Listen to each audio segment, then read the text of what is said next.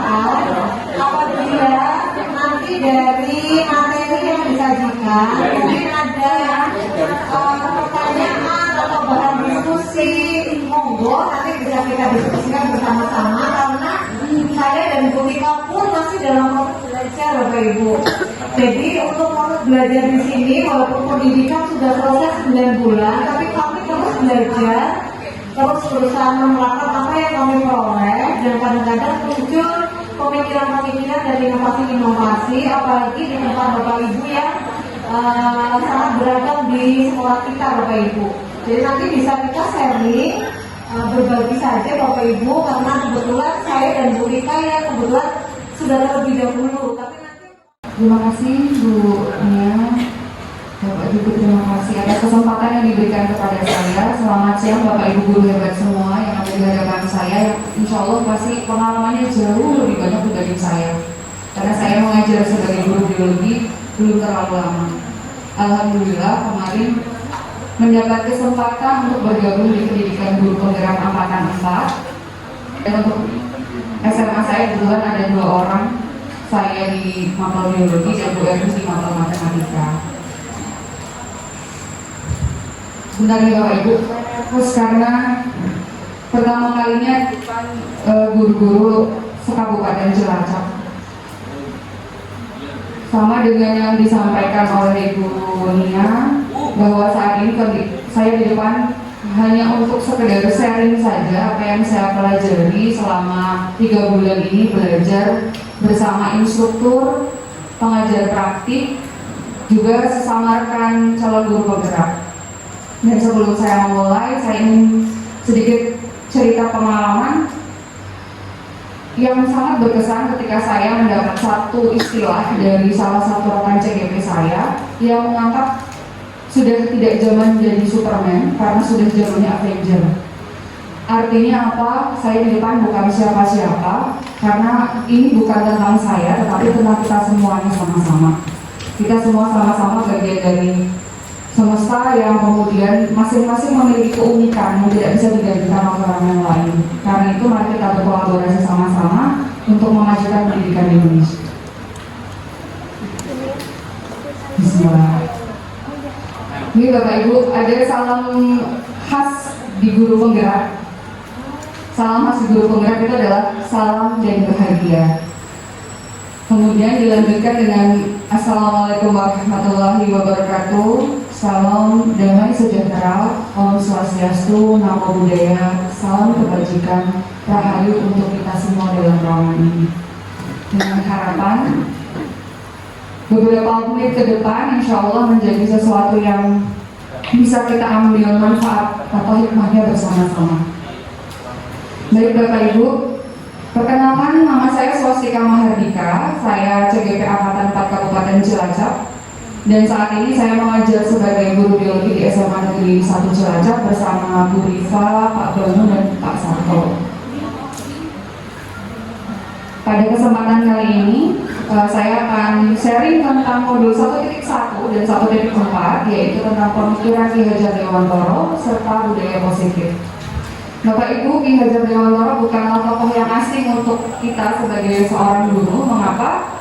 Karena beliaulah yang kemudian menginisiasi dilahirkannya sekolah rakyat yang membuat pendidikan bisa diakses oleh pribumi lebih leluasa.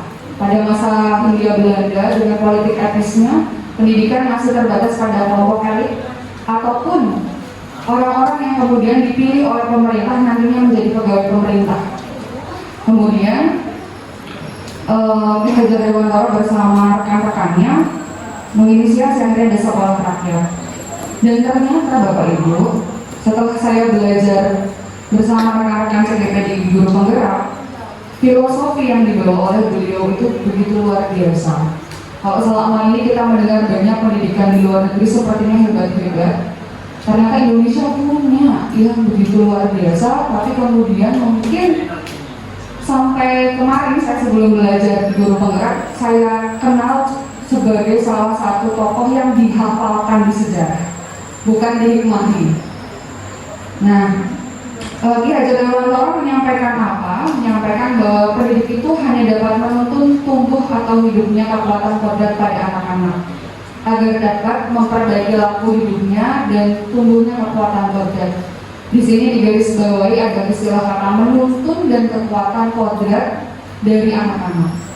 Baik Bapak Ibu, untuk lebih jelasnya mari kita diskusikan sama-sama nih Bapak Ibu. Monggo Bapak Ibu, mari kita review kebiasaan kita di kelas. Kira-kira kita sebagai seorang pendidik ini ada pada zona menuntun atau menuntut Bapak Ibu? Monggo Bapak Ibu. Oke, siap. Saya ini kemarin sempat mendapatkan satu video. Saya coba putarkan dulu. Mari kita simak bersama-sama. Mungkin ada yang sudah pernah menonton filmnya ini.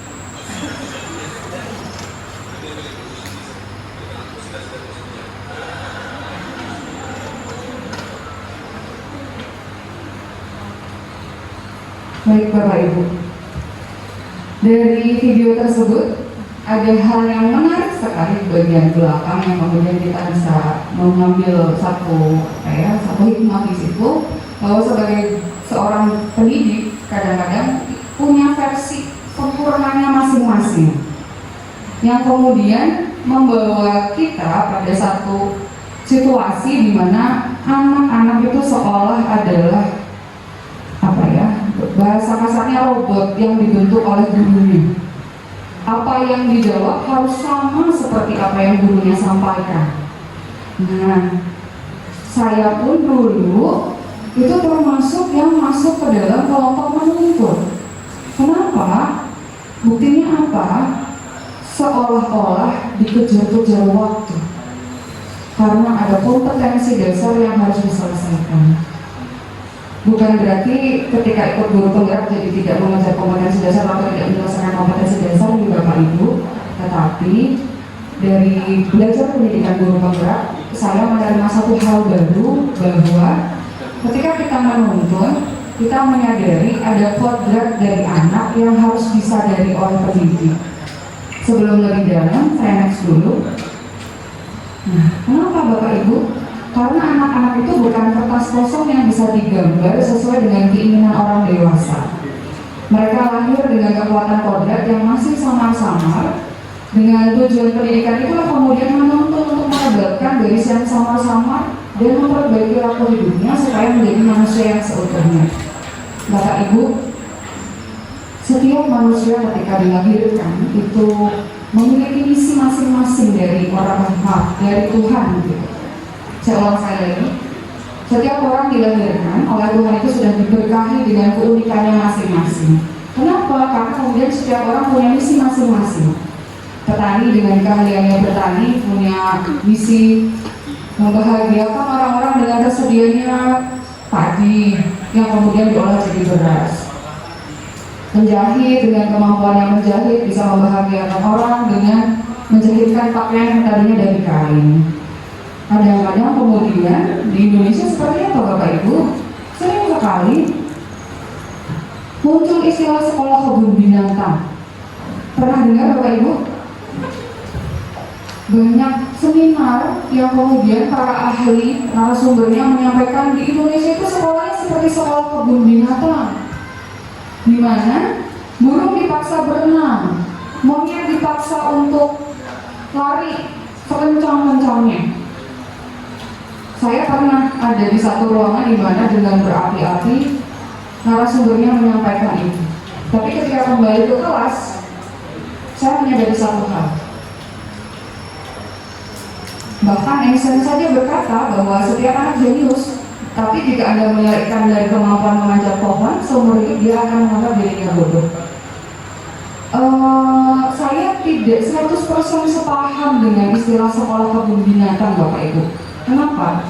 Saya pernah ada di ruangan dengan narasumber yang berapi-api mengatakan Indonesia itu pendidikannya seperti sekolah kebun binatang, karena kebetulan dia punya sekolah dengan program sendiri, bukan program pemerintah. Kemudian saya kembali ke kelas. Waktu itu saya tidak punya jawaban kenapa saya menolak itu. Setelah kembali ke kelas, saya sadar satu hal Bapak Ibu. Yang di depan saya bukan binatang. Yang di depan saya itu manusia. Manusia yang Tuhan ciptakan dengan kemampuan adaptasi. Kita tidak butuh insan, kita bisa nyelam ke dasar. Kan tinggal ada oksigen, pakai kapal selam cukup. Kita tidak butuh sayap, kita bisa jauh ke Eropa, jauh ke Amerika pakai pesawat. Sehingga ketika ada istilah sekolah kebun binatang, saya tidak sepaham. Kemudian saya ikut guru penggerak. Ternyata Ki Hajar Dewantara punya jawaban untuk saya untuk menjelaskan kodratnya anak itu seperti apa. Pernyataan beliau seperti ini. Seorang petani dalam hakikatnya sama kewajibannya dengan seorang pendidik. Yang menanam jagung misalnya hanya dapat menuntun tumbuhnya jagung. Ia dapat memperbaiki kondisi tanah, memelihara tanaman jagung, memberi pupuk dan air, mengasihi ulat-ulat atau jamur-jamur yang mengganggu hidup tanaman padi, tanaman jagung dan lain sebagainya. Pada saat saya mendengar ini, saya baru ngangguk-ngangguk Bapak Ibu. Ya, kalau istilahnya seperti ini saya bisa menerima. Kenapa? Karena kita tidak bisa memaksa jagung menghasilkan padi atau rambutan. Kita tidak bisa memaksa rambutan untuk mengeluarkan durian. Ini yang kemudian saya terima sebagai misi yang Tuhan berikan. Anak-anak yang di depan kita di kelas itu adalah anak-anak luar biasa dengan potensinya masing-masing. Di pendidikan guru penggerak, kami para calon guru penggerak diberi kesadaran secara penuh bahwa anak-anak memiliki dua kodrat yang harus dilayani oleh pendidik. Ada kodrat alam dan yang satunya lagi kodrat zaman. Dunia nanti kalau saya salah-salah mohon diluruskan ya, karena saya baru belajar 3 bulan. Kodrat alam itu maksudnya apa Bapak Ibu? Kalau mungkin Bapak Ibu guru SD, mereka masih pada situasi bermain kodrat alamnya. Jadi kalau dipaksa berpikir, maka kodrat alamnya kurang terpenuhi. Kalau guru SMA bagaimana? Kalau guru SMA kodrat alamnya adalah berkarya, menghasilkan karya anak-anak itu. Bagaimana dengan kodrat zaman? Kalau kodrat zaman berarti pendidik itu tidak boleh mengurung dirinya pada satu satu saja. Maksudnya seperti ini. Saya nggak mau pakai laptop, saya tidak mau pakai internet. Sudah saya ngajar saja pakai papan tulis begitu. Padahal zaman sudah berkembang, anak-anak sudah harus dilayani menggunakan fasilitas IT, Maka sebagai seorang pendidik yang menuntun anak-anak untuk bisa menguatkan kodratnya, kita juga memfasilitasi mereka untuk mengenal bahwa pada zaman dia sudah harus bisa melek teknologi. Dengan catatan apa Bapak Ibu? Nih, Ki Hajar Dewantara mengeluarkan trilogi yang sudah sangat kita kenal nih Bapak Ibu. Ingat Sosumpuludo, Ingat Biomangun Kaso, Kukuri Handayani. Pendidik itu menjadi teladan, membangun keinginan, dan juga memberikan dorongan. Di depan jadi teladan, jadi contoh, di tengah membangun keinginan, di belakang memberi dorongan. Kenapa Bapak Ibu? Ternyata ada alasannya. Ternyata nanti kita jadi tambah gampang ngajar anak-anak, tambah menyenangkan masuk kelas. Saya bahagia sekali bisa bergabung di pendidikan guru penggerak. Kenapa? Walaupun awalnya dipaksa, setelah saya ada di sana, saya bisa bertemu dengan banyak bapak ibu guru yang kemudian banyak praktik baik yang mereka lakukan. Bukan saya yakin di hadapan saya itu bapak ibu punya praktik baik itu macam-macam. Cuma satu bapak ibu, kadang-kadang kita tidak punya forum untuk saling bertukar informasi tentang praktik baiknya. Kadang-kadang rasanya aku nggak melakukan apa-apa. Padahal kalau ibu bapak ibu bapak kesehatan bisa jadi itu adalah jawaban untuk masalah dari teman-teman yang lain loh. Teman saya punya program itu kuman lari Bapak Ibu. Dia membuat satu buku diberi sampul tulisannya kuman lari, singkatan dari rangkuman yang aku pelajari tuh guru SD, mensiasati supaya anak-anaknya kemudian punya catatan setiap hari. Saya aplikasikan Bapak Ibu.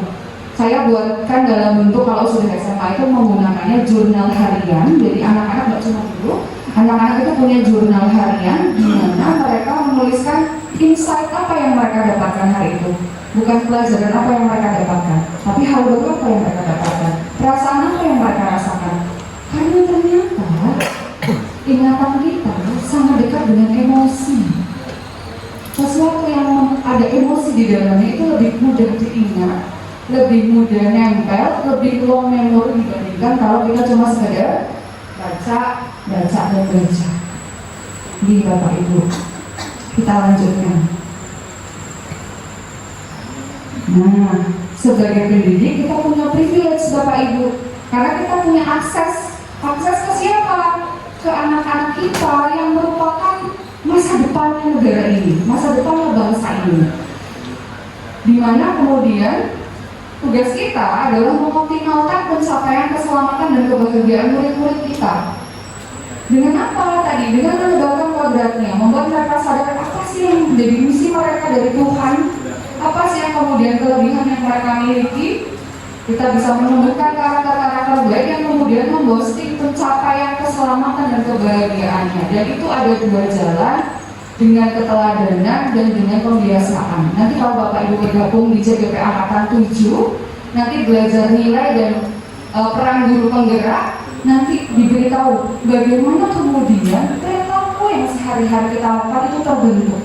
Makanya Bapak Ibu jangan sampai tidak bergabung, karena di pendidikan guru penggerak itu tidak hanya belajar tentang bagaimana membelajarkan orang, tapi ternyata psikologinya juga ada, kepemimpinannya ada. Bahkan saya dipaksa untuk akhirnya berdiri di sini, sharing walaupun dengan segala keterbatasan pengetahuan yang saya miliki. Kembali ke materinya bahwa dengan keteladanan dan pembiasaan kita bisa menumbuhkan karakter-karakter baik yang akhirnya bisa memboosting dari apa? Pencapaian keselamatan dan kebahagiaan ini. Dan ini hanya bisa terjadi kalau ada budaya yang positif. Budaya yang positif itu seperti apa? Kita nonton video lagi Bapak Ibu.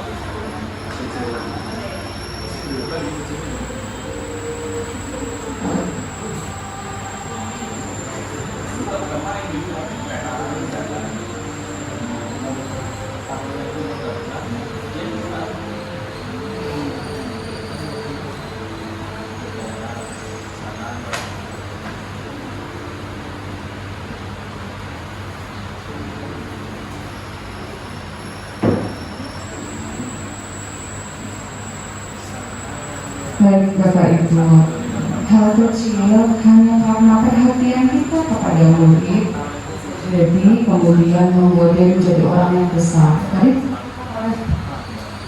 Bunia, kalau yang bersinar dan berzaitun muridnya Ibu. Awalnya si kecil ini ulangan kosong, yang ada hanya gambar luar angkasa. Tapi kemudian gurunya membuka hati untuk bisa menerima tentang kecintaan dari muridnya, memfasilitasi, menyemangati hingga akhirnya bisa menjadi seorang astronot. Mungkin ini cuma cerita fiksi Bapak Ibu, tapi saya yakin Bapak Ibu pasti sudah punya murid-murid yang hari ini sudah jadi orang hebat, yang mungkin bisa jadi Bapak Ibu yang mewarnai, tapi dalam tanda kutip di menebalkan kodratnya mereka. Menebalkan kodratnya mereka. Mari kita lanjutkan Bapak Ibu. Ekosistem positif atau budaya positif ini yang tadi dijelaskan oleh Ki Hajar Dewantoro dengan istilah kita pendidik itu seperti petani yang apa? Memperbaiki kondisi tanahnya, memelihara tanamannya, memberi pupuk, membasmi ulat-ulat, kemudian ataupun jamur-jamur yang mengganggu. Inilah kemudian yang disebut dengan ekosistem positif yang ada di sekolah. Nah, Bapak Ibu, ini saya langsung ke bagian di sini. Kita biasanya terkungkung pada ilusi yang seperti nyata. Ilusi apa Bapak Ibu? Ilusi bahwa guru itu bisa mengontrol murid. Di video profesor yang pertama tadi, seolah-olah profesornya yang punya hak. Mesin adalah apa yang sesuai buku yang dipakai profesornya. Si anak ini belajar dengan cara dia punya bahasa, bahkan sudah bisa menyampaikan dengan bahasanya dia sendiri. Dibilang apa tadi Bapak Ibu, dengan kata yang kasar ya. Anak yang kemudian letak buku persis dengan apa yang diajarkan, yang kemudian diacungi hebat. Wah, kira-kira apakah sudah bisa dipastikan bahwa anak yang tidak bisa menjelaskan sama persis dengan buku itu adalah anak yang tidak berpotensi? Ini yang kemudian mari kita sadari bersama-sama bahwa kenyataannya Bapak Ibu, kalau hari ini kelas kita itu karena anak-anak kita, murid-murid kita itu mengizinkan kita mengontrol mereka, bukan pada dasarnya kita yang bisa mengontrol mereka. Kadang kita berpikir bahwa ketika kita mengkritik dia, membuat dia merasa bersalah, itu bisa membuat dia jadi sadar, bisa punya karakter. Atau kita bahkan memberikan wejangan-wejangan kepada murid kita merasa bahwa itu pasti ada manfaatnya. Kita sebagai orang yang lebih dewasa, seolah-olah memiliki hak untuk memaksa. Inilah ilusi-ilusi yang sering muncul dalam ruang-ruang kelas kita. Maka sampai hari ini pun saya masih belajar. Karena rupa-rupanya ilusi ini sudah bertahun-tahun nempel begitu Bapak Ibu. Aslinya bagaimana Bapak Ibu? Aslinya itu ada yang namanya teori kontrol. Teori kontrol itu seperti apa?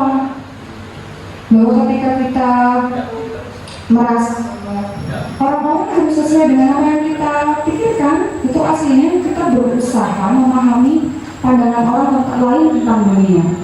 Kemudian bahwa apapun hal atau perbuatan atau perilaku yang dilakukan oleh murid itu selalu ada tujuan. Tidak hanya murid ya, bahkan kita pun seperti itu. Bahwa Anda yang bisa mengontrol diri Anda tidak bisa mengontrol orang lain, dan bahwa kolaborasi dan konsensus menciptakan pilihan-pilihan baru dengan model berpikir menang-menang, bukan menang kalah. Kenyataannya kalau di dalam lingkungan kita apa yang sebetulnya ada, ini Bapak Ibu, kita mencoba mengubah orang agar berpandangan sama dengan kita. Bapak Ibu, kalau sekarang saya pegang handphone saya ini, sisi yang Bapak Ibu lihat adalah sisi yang terbuat dari apa Bapak Ibu? Plastik. Kalau saya balik, kaca, fiberglass nih Bapak Ibu.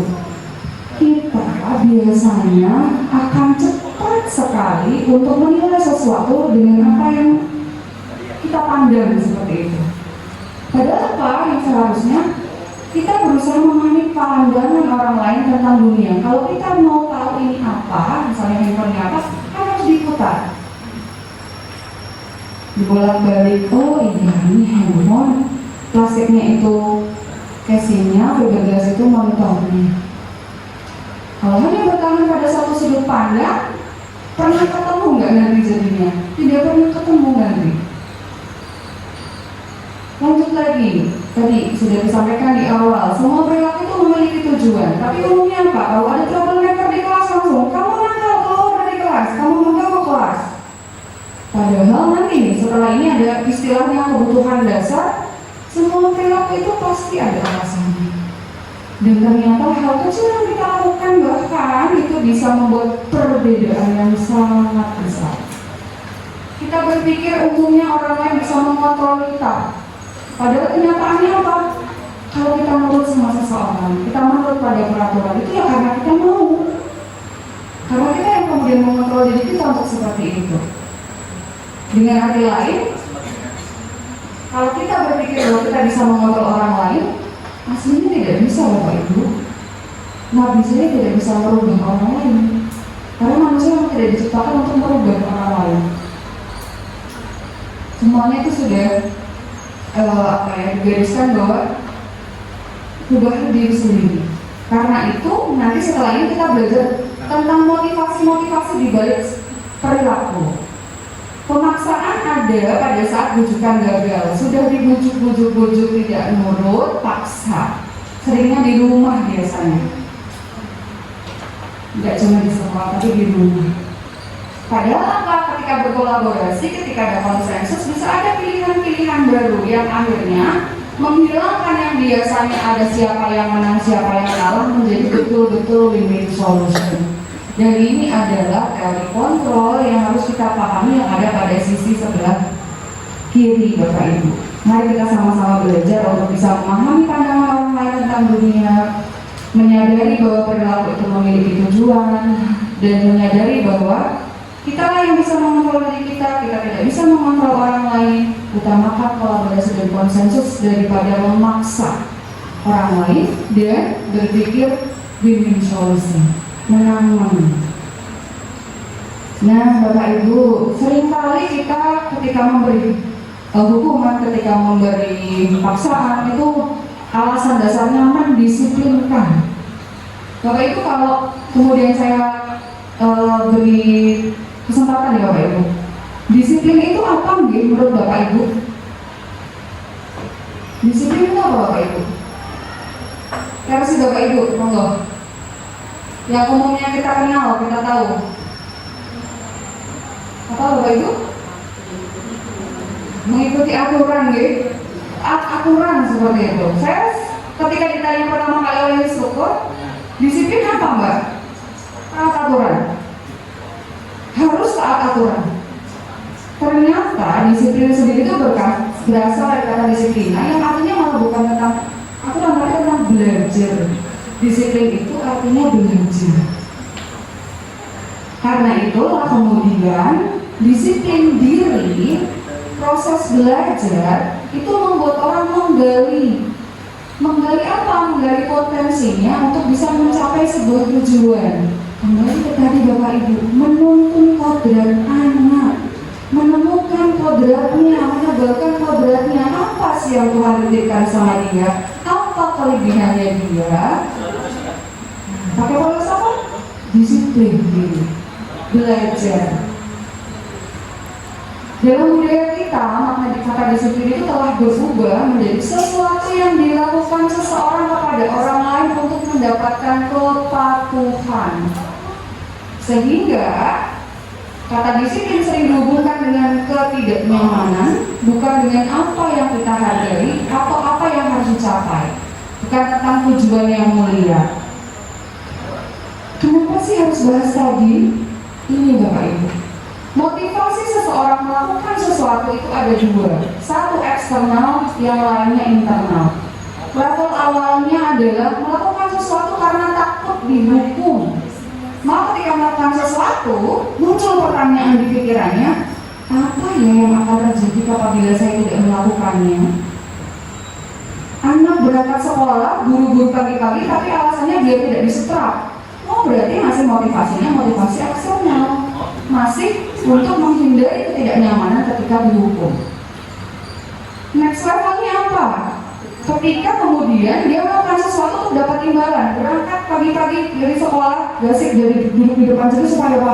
Hebat kamu nak, kamu duduk di depan sini berarti kamu anak paling rajin di kelas.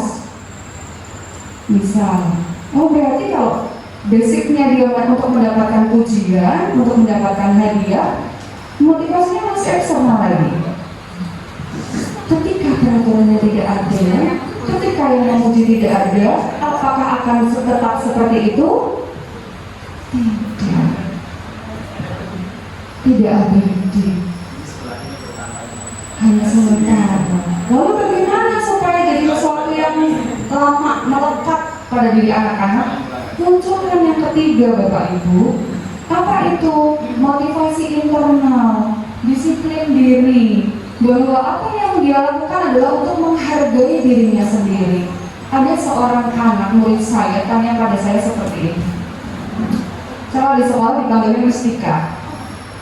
Miss, kan sekarang PJJ, PTM blended ya Miss ya. Itu kalau pas ulangannya PJJ itu anak-anak yang suka buka searching itu gimana Miss? Kan nggak adil buat kita. Saya menjawab dengan sangat santai pertanyaan tersebut. Saya bilang seperti ini, saya sampaikan seperti ini sama anak murid saya. Mas, begitulah dia menghargai dirinya. Begitulah dia menghargai dirinya. Kalau dia kemudian nyontek, berarti level dia di situ. Kalau kamu merasa kamu tidak ada kemudian kamu sama-sama mencontek, berarti level kamu di situ. Begitulah cara kamu menghargai diri. Kenapa? Ketika motivasi yang kita tanamkan, jangan nyontek nak, itu melanggar peraturan sekolah. Nanti ketika nggak di sekolah lagi, dia bisa melanggar peraturan seenaknya. Atau ketika dia tidak mencontek, hanya untuk mendapatkan kredit, kamu jujur. Ketika gurunya ganti, tidak melakukan lagi. Lakukan sesuatu karena untuk menghargai diri sendiri. Nah, untuk memunculkan ini di kelas ada istilahnya. Selain yang nanti kita bahas. Jadi di guru penggerak itu mengusung tentang merdeka belajar. Awalnya saya pikir merdeka belajar itu merdeka semau-maunya, ngikutin anak maunya apa begitu. Ternyata maka begitu ikut pendidikan guru penggerak, singkatan di dunia Merdeka Belajar itu singkatan dimulai dari M itu mulai dari diri. Ngapunten Bapak Ibu, slide-nya tidak ada karena itu ada di LMS gitu ya. Merdeka itu M-nya mulai dari diri. Diulas dulu di dalam dirinya ada apa, sejarahnya seperti apa, basic yang dia tahu itu apa. Baru eksplorasi konsep. Diberi buku-buku, diberi literasi, ketemu dengan narasumber yang ahli. Kemudian ada R itu apa ya Bun ya? Lupa saya. Mulai dari diri, eksplorasi konsep, maaf, E-nya ada dua dulu. Elaborasi dulu nih. Elaborasi, refleksi diri, refleksi terbimbing. D-nya demonstrasi kontekstual. Yang lagi itu elaborasi ya. Maaf saya ulang Bapak Ibu, merdeka itu M-nya mulai dari diri, E-nya eksplorasi konsep, R-nya refleksi terbimbing, D-nya demonstrasi kontekstual, E kedua elaborasi, K berikutnya koneksi antar materi, A-nya aksi nyata. Secara singkat, cari tahu dulu taunya apa. Kalau sudah tahu level mana saya, di frekuensi yang mana saya, baru eksplorasi konsep. Buka buku-buku, tanya orang yang ahli. Sudah tanya orang yang ahli dengan fasilitatornya, nanti refleksikan, kaitkan apa yang sudah diketahui dengan referensi yang ada. Kalau sudah, karyakan, keluarkan, bentukkan sebagai apa sih yang kamu tahu dan kenal, wujudkan sesuatu. Dan dielaborasi, sesi elaborasi, kemudian ditemukan dengan yang ahli lagi untuk bisa diluruskan kalau ada yang salah-salah pahamnya. Baru nanti sudah matang lagi dikoneksikan, harus bisa mengkoneksikan. Oh, ternyata kalau misalnya saya seperti ini, basic keilmuannya ini. Oh, ternyata kalau di sekolah belajar tentang pencernaan, bukan cuma menghafalkan, makan dikunyah keluar kali ke belakang. Oh, ternyata kalau misalnya kita makan, apa yang kita makan itu memberi energi juga gitu ke dalam tubuh. Ternyata energinya bisa positif sama negatif. Kalau yang dimakan tidak baik, jadi negatif. Kalau yang dimakan baik, jadi positif, bisa gitu. Nah, merdeka yang dimaksud oleh Ki Hajar Dewantara itu adalah tadi, bukan kemudian hanya tentang lepas dari perintah, tetapi harus bisa merintah dirinya sendiri, tidak bergantung kepada orang lain ketika mau memutuskan sesuatu. Bukan egois dari Bapak Ibu, karena dibentuk untuk bisa punya pandangan yang holistik. Jadi saya sering sampaikan sama murid-murid saya, kalau ada yang mengeluh pelajarannya banyak, kita belajar itu tujuannya untuk bisa tadi melihat sesuatu dari berbagai sisi. Kalau hanya menutup diri mempelajari satu sisi saja, maka ketika membahas sesuatu yang ada dari sisi situ, misalnya seperti itu. Nah, ini konsep Ki Hajar Dewantara ketika membahas tentang merdeka. Bapak Ibu, tadi kita sudah sadar bahwa kita mendidik sama seperti petani, harus menumbuhkan benih yang tidak bisa kita atur jagung jadi padi. Kalau jagung yang akan jadi jagung, padi jadi padi. Makanya harus ada ekosistem yang positif, lahir dari lingkungan yang positif, bisa kita wujudkan dengan mengawali adanya keyakinan kelas. Kenapa keyakinan kelas? Bukan peraturan kelas langsung. Coba Bapak Ibu kalau nyetir motor, naik motor, pakai helm ya? Yang naik motor, kenapa pakai helm Bapak Ibu? Apa supaya tidak ditilang polisi? Melindungi diri. Kenapa kemudian masih pakai masker Bapak Ibu? Melindungi diri lagi. Mengapa kemudian ketika memiliki peraturan yang harus datang tepat waktu pada saat mengikuti pelatihan kita lakukan itu?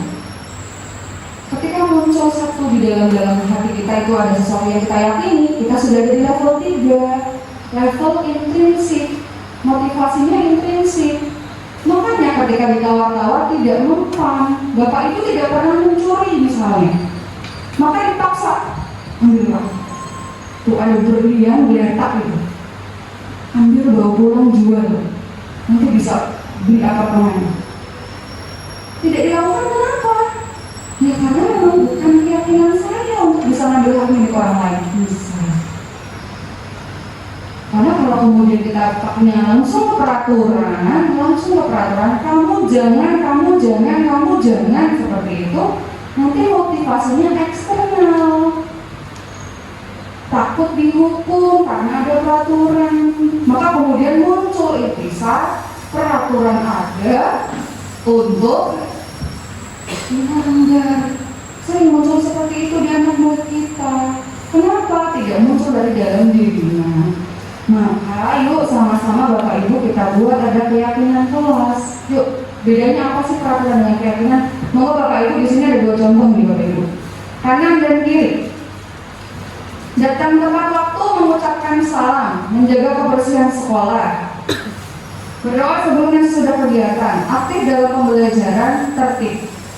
Kesepakatan yang satunya lagi, kami guru dan murid yang saling menyayangi, kami murid yang bersemangat belajar, kami murid yang peduli dengan teman-teman. Mana yang keyakinan, mana yang peraturan? Yang kanan? Keyakinan atau peraturan? Keyakinan atau peraturan yang kanan? Datang tepat waktu mengucapkan salam. Kalau yang kedua, berarti ya? Apa sih bedanya Bapak Ibu? Bisa dirasakan tidak bedanya Bapak Ibu? Mungkin sulit menggambarkan bagaimana cara merasakannya ya. Ketika keyakinan, maka itu adalah nilai-nilai kebajikan universal yang sedunia pun bilang itu adalah hal baik begitu. Tidak bisa didebat oleh orang yang lain begitu. Dan ini bisa mudah dibuat dengan cara ini Bapak Ibu. Caranya pakai ini bisa Bapak Ibu dimulainya. Tampak tidak ya di belakangnya? Misal ada nilai hormat, ada nilai bekerja, ada nilai diterima dan dimiliki. Yang kemudian dibawa ke kelas, model peraturannya itu nanti lahir dari anak-anak sendiri. Ada nilai hormat, maka anak-anak yang kemudian mendeskripsikan, oh kalau hormat itu tampaknya seperti apa, tidak tampaknya seperti apa. Dari situ muncul peraturan yang kemudian bisa jadi tidak tertulis Bapak Ibu, tapi melekat pada diri anak-anak. Kenapa? Itu nilai yang mereka kemudian yakini. Saya mencoba mempraktekkan waktu masih PJJ ini kebetulan kelasnya dapat PJJ. Ini saya cobakan di anak dengan teknik yang pertama, pakai kata benda misalnya. Bapak Ibu kalau bisa lihat ini, saya save semua nomor anak Bapak Ibu. Dan ini baru saya lakukan setelah gabung dari guru penggerak. Sebetulnya saya pikir itu hal yang sangat sia-sia tadinya. Makanya saya tidak pernah save nomor anak sebelumnya. Kemudian suami saya menyampaikan kebetulan kami sama-sama dulu. Berapa sih banyak memori yang tersita untuk menyimpan nomor anak? Ternyata ketika sudah saya lakukan menyimpan nomor anak masing-masing, komunikasi lebih mudah. Repotnya mungkin di awal saja, itu pun bisa diakalin. Saya save nomor mereka dengan nomor presensi dan kelasnya. Kalau besok-besok kemudian dia ada masalah, kok tidak muncul di kelas saya, kok kemudian ada tugas yang tidak terselesaikan, saya bisa langsung komunikasi dengan dia tanpa ke wali kelas. Maksudnya bisa ke wali kelas kalau memang sudah dihubungi.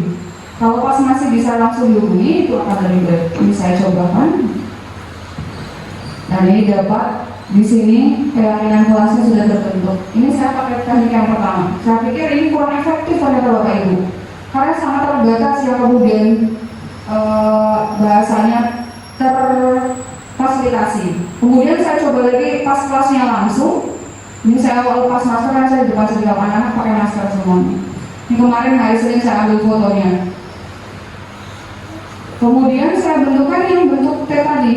Nah, ketika seperti ini ternyata mereka tuh memunculkan hal-hal yang luar biasa. Jadi di sekolah tidak ada peraturannya, tapi kemudian mereka munculkan sendiri sebagai bagian dari nilai yang mereka yakini. Silip. Nanti kalau yang membutuhkan materi, insya Allah saya sudah upload di Google Drive. Linknya bisa saya share di grup WA MGP. Ibunya mohon izin. Ini Bapak Ibu. Dan mari kita latihan untuk tidak menggunakan kata harus. Karena ternyata kata harus itu menjadi beban bagi kita, bahkan kita sendiri. Jadi kita ganti kata harusnya dengan kata memilih.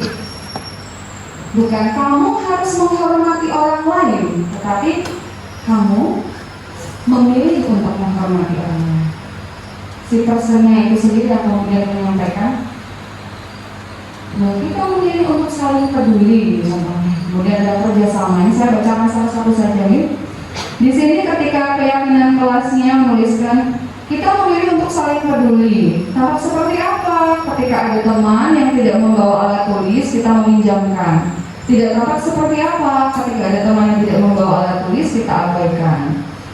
Ketika ada teman yang belum dijemput, maka kita antarkan. Nih versinya anak-anak yang ibu biarkan mereka berkembang dulu. Nanti kita beri konfirmasi ketika ada hal-hal yang perlu diluruskan. Ketika ada teman yang belum dijemput, kita abaikan. Tidak tampak seperti. Lagi ini tentang kerjasama. Tampak seperti apa? Saat satu orang bekerja, yang lainnya membantu. Tidak tampak seperti apa? Membiarkan teman bekerja sendiri dan seterusnya. Ini ada beberapa contoh. Nah, ini yang tentang menolong dan tentang menghargai. Oke Bapak Ibu, yuk kita latihan. Kalau misalnya awalnya ada peraturan selalu kembalikan buku ke tempatnya, kira-kira dia kebajikan apa yang sebetulnya dituju oleh guru yang membuat peraturan selalu kembalikan buku ke tempatnya? Apa nilai kebajikannya? Biar apa sih Bapak Ibu? Rapi, tertib, tanggung jawab. Oke. Kalau ada kata-kata dilarang mengganggu orang lain, nilai apa yang kemudian sebetulnya dituju? Maunya apa Bapak Ibu guru yang kemudian menghormati. Hadir di sekolah 15 menit sebelum pembelajaran dimulai. Tertib dan lain sebagainya. Ini nanti kalau kemudian kita startnya langsung melarang, itu nanti motivasi yang muncul orang eksternal dulu. Tapi kalau kemudian kita startnya dari keyakinan, akan jadi motivasi intrinsik yang melekat. Peraturannya bisa nambah terus nanti, tapi bukan peraturan yang kita tuliskan di kelas ada 100 peraturan, bukan. Bukan cuma dengan kata-kata kita memilih saling menghargai. Nanti peraturan yang muncul dari keyakinan itu bisa banyak sekali pun tidak tertulis akan tetap melekat di anak-anak. Yang saya rasakan ketika sudah menggunakan keyakinan kelas yang sebelumnya itu beberapa anak itu di kelas tetap ada anak-anak yang memiliki energi lebih nih Bapak Ibu.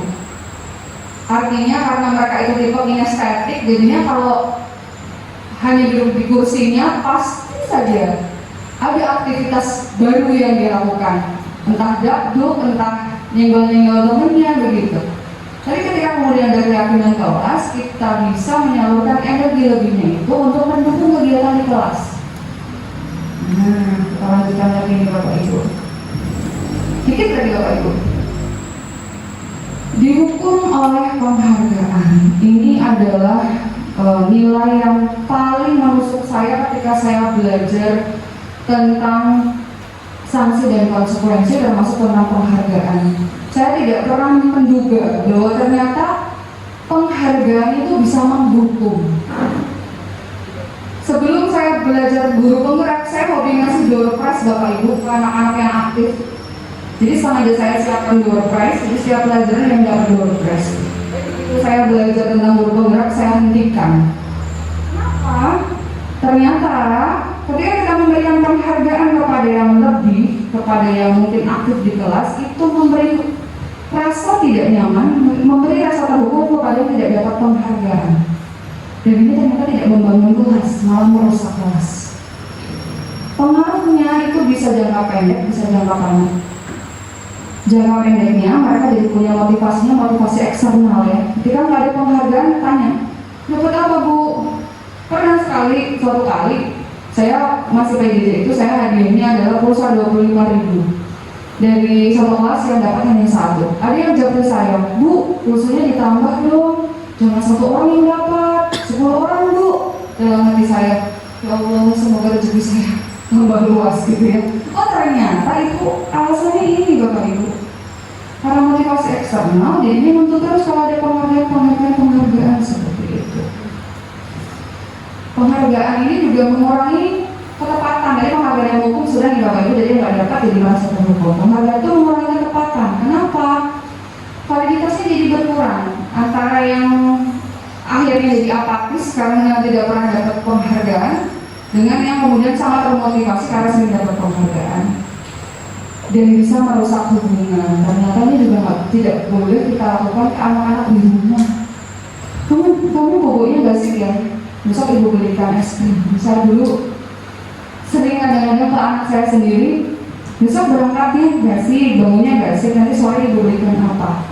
Oh ternyata itu juga merusak hubungan. Karena jadi menjalinnya apa tadi? Membangun motivasi eksternal, bukan motivasi internal atau intrinsik. Yang seharusnya sekali lagi semua yang kita lakukan adalah karena kita menghargai diri kita, karena murid kita menghargai diri mereka sendiri. Nah, oke Bapak Ibu. Kemudian bagaimana caranya membelajarkan ketika ada anak yang akhirnya tetap ketika sudah ada keyakinan kelas masih melenceng? Coba Bapak Ibu guru, di sini ada beberapa pernyataan. Ada yang istilahnya hukuman, ada yang istilahnya sanksi atau konsekuensi. Kalau hukuman itu berarti sesuatu yang menghukum, kalau sanksi atau konsekuensi berarti yang membelajarkan. Mencatat 100 kali di dalam buku kalimat, saya tidak akan terlambat lagi karena terlambat ke sekolah. Hukuman atau sanksi Bapak Ibu? Hukuman. Lari mengelilingi lapangan basket 2 kali karena terlambat hadir di sekolah. Hukuman. Murid diminta untuk push up 15 kali karena tidak menggunakan masker ke sekolah. Hukuman. Mengganti kertas tugas teman yang telah dicoret-coret. Sanksi atau konsekuensi. Membersihkan tumpukan air di meja tulis karena tersenggol pada saat belajar. Meminta murid tidak mengenakan sepatu seharian di sekolah karena tidak mengenakan sepatu hitam. Lari mengelilingi lapangan basket 2 kali karena terlambat 10 menit untuk pelajaran PJOK. Apa sih Bapak Ibu bedanya antara sanksi dengan hukuman? Bisa dirasakan? Insya Allah kalau kita baca berulang, kita akan bisa merasakan ketika kita membahas tentang konsekuensi itu adalah sesuatu yang membelajarkan. Ada perbaikan di sana. Bukan sesuatu yang menyakitkan, tetapi sesuatu yang harus terjadi karena dia sudah melanggar keyakinan bersama. Tidak membuat sakit kalau konsekuensi, meskipun merasa tidak nyaman, jangkanya pendek, ya? Dan tidak menimbulkan trauma kalau sanksi atau konsekuensi itu. Tapi kalau hukuman itu bisa menimbulkan trauma. Bahkan anak bisa membenci kedisiplinan, sifatnya biasanya paksaan, konsep dirinya menjadi buruk, belajar menyembunyikan masalah, hukuman membuat marah, bersalah, dipermalukan, merasa tidak dihargai. Sedangkan kalau konsekuensi ini membelajarkan. Nah, terakhir Bapak Ibu, lalu bagaimana kalau di kelas ketika sudah ada sanksi pun masih tidak mempan, masih saja melanggar keyakinan bersama? Ada istilahnya yang namanya restitusi. Restitusi itu apa? Sebelum kita pelajari restitusi, kita perlu memahami tadi semua perilaku pasti ada tujuannya. Tujuannya apa? Memenuhi kebutuhan dasar.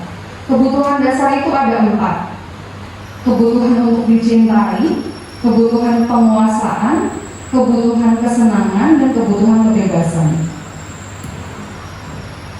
Contoh, ada anak menyatakan seperti ini.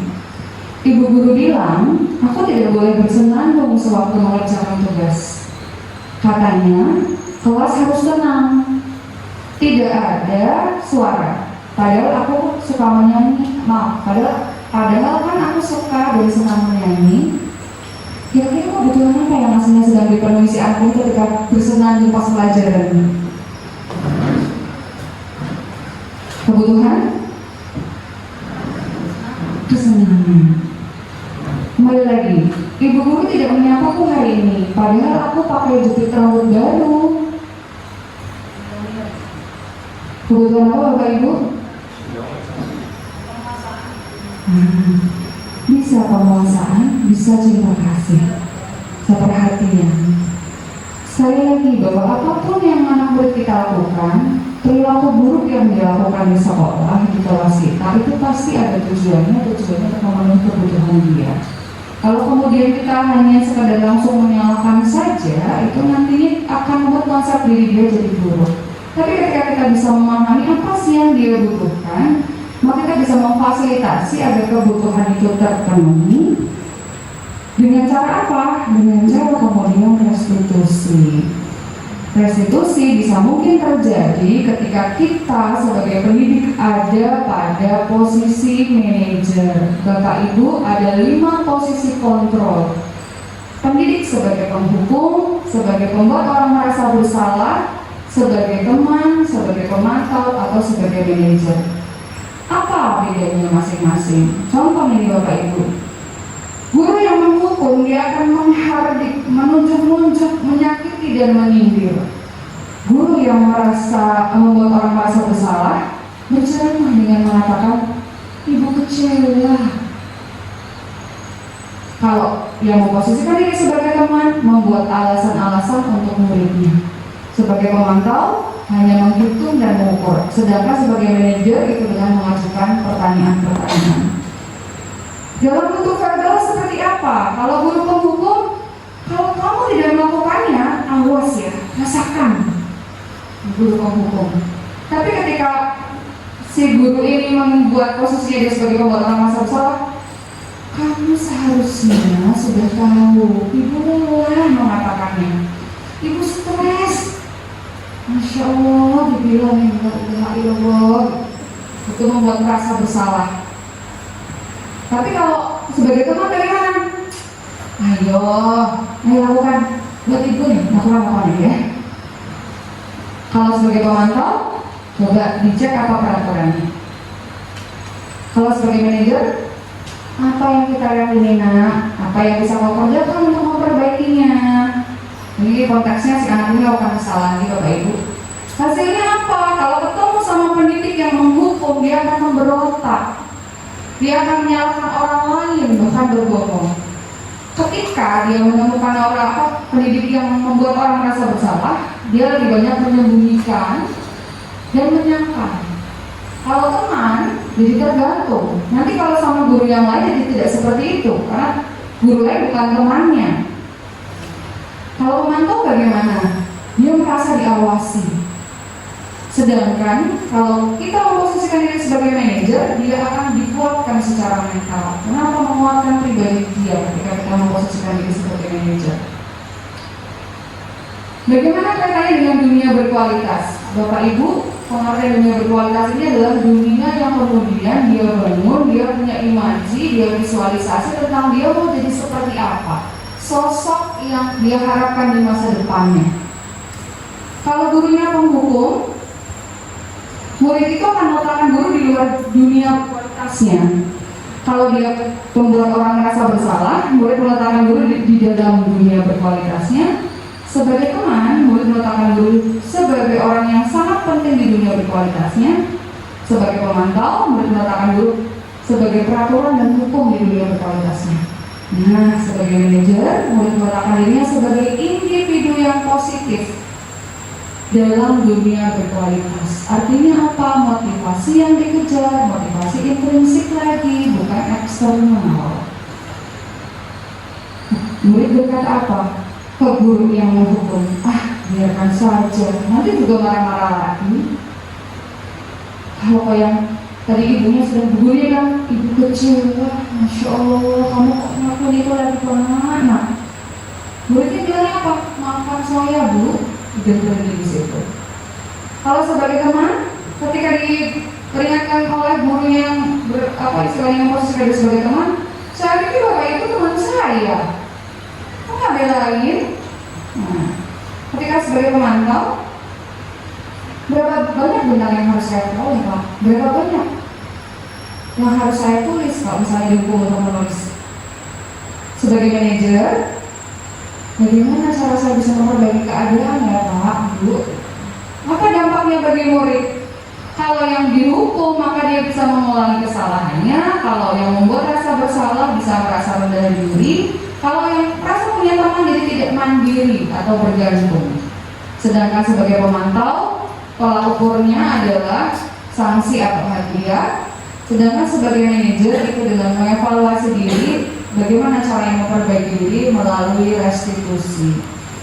Ini salah satu kegiatan saya di mana saya kemudian mencoba menginisiasi kolaborasi antar ekstrakurikuler, latihan jadi manajer.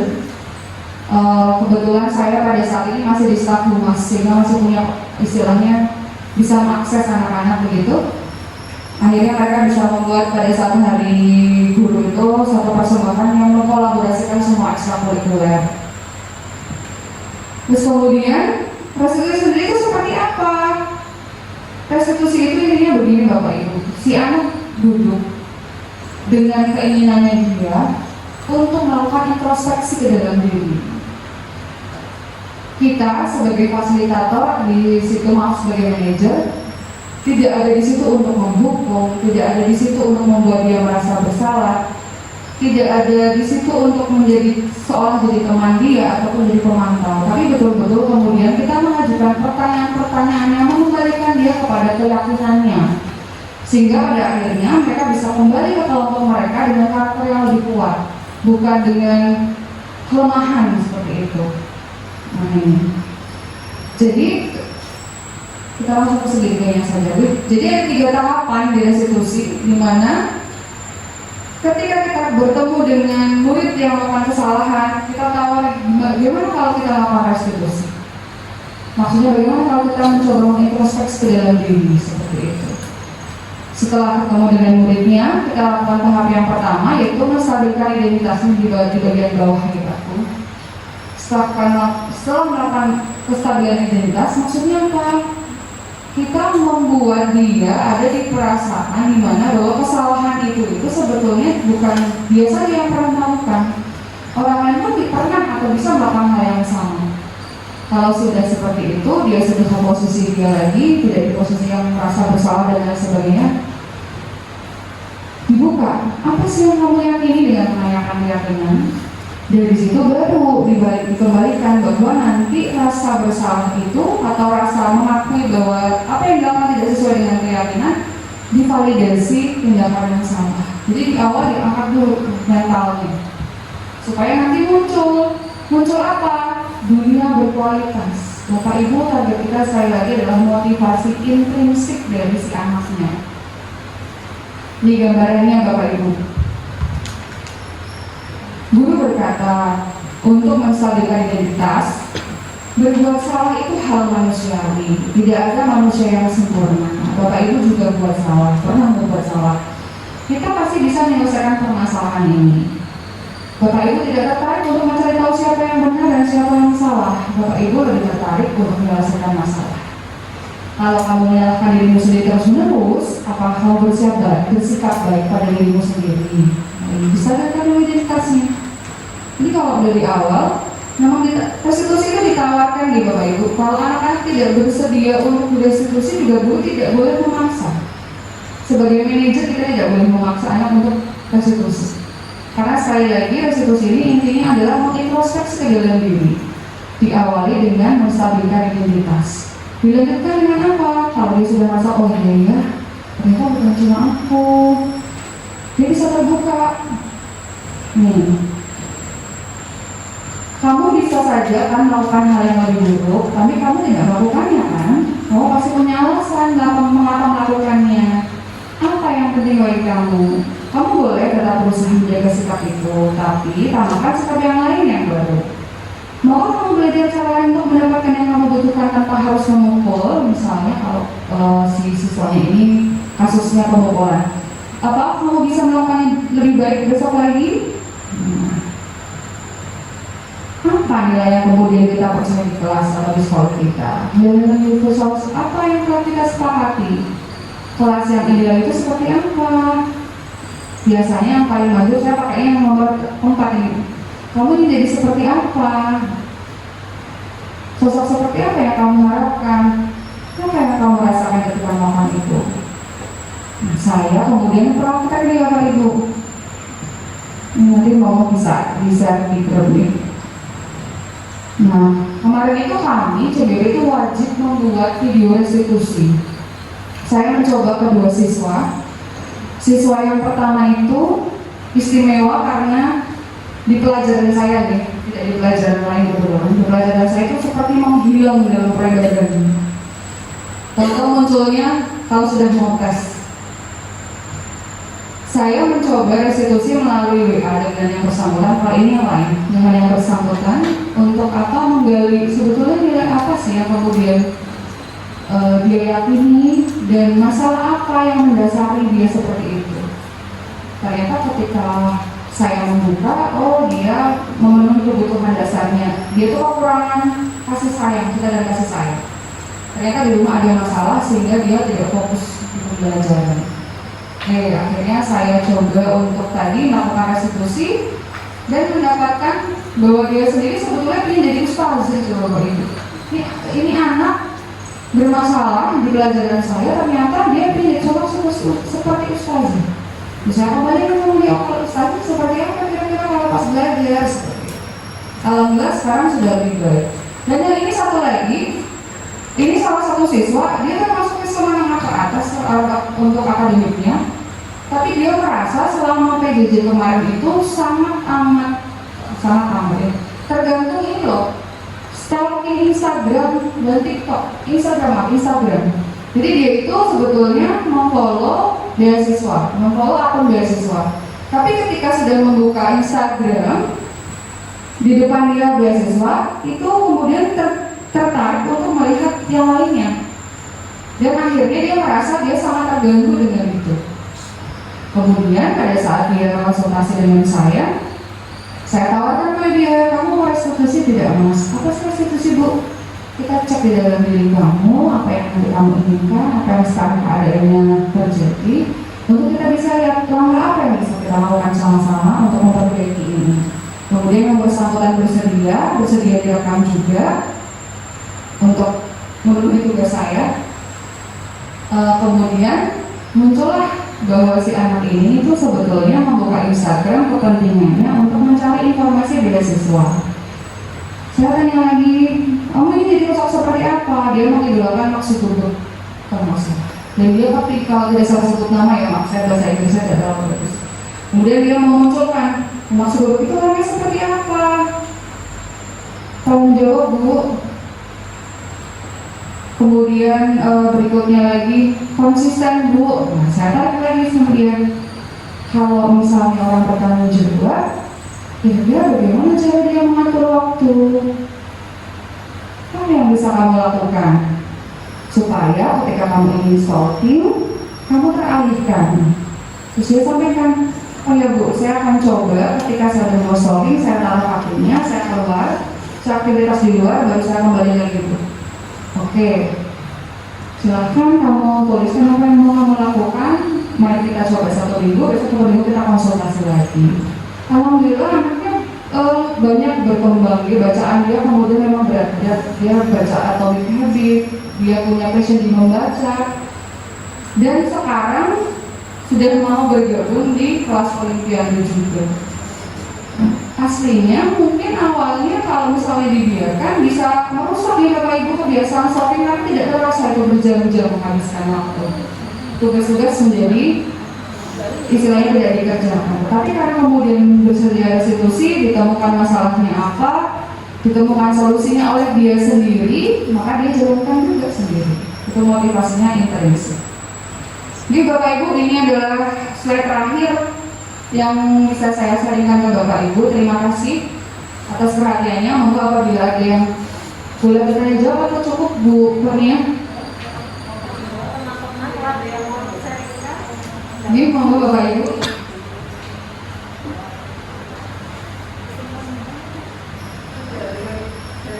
Ada yang mau ditanyakan ibunya, karena setelah bergabung di guru penggerak itu ketemu dengan guru SD, SMP dan SMA yang lain, ternyata sebetulnya masing-masing punya bahasanya harta karun Bu, tapi disimpan sendiri.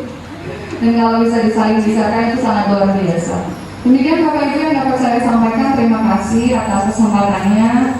Mohon maaf kalau bila ada kata-kata yang kurang berkenan, karena saya juga masih belajar untuk bisa sharing seperti itu. Saya akhiri, wassalamualaikum warahmatullahi wabarakatuh. Assalamualaikum warahmatullahi wabarakatuh.